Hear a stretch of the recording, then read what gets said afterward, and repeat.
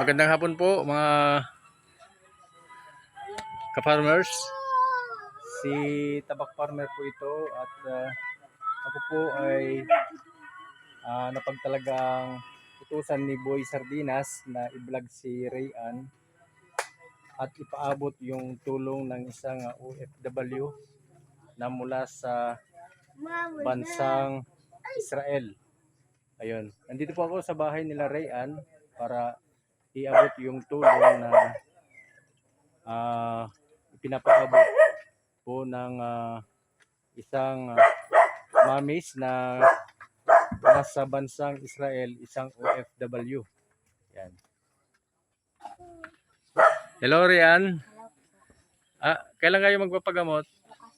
Apo. Tama-tama pala yung pagpunta ko dito sa bahay nyo at nandito rin yung nanay nyo. Ano po? Ang pangalan nyo, te?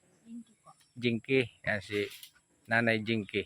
Ito yung nanay ni Rayan na may sakit sa puso. Ngayon ibibigay natin yung kanyang pangpa-check up sa ospital para bukas. Yun.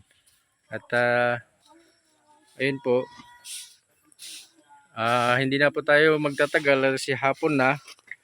At atin na pong ibibigay yung tulong ng isang OFW.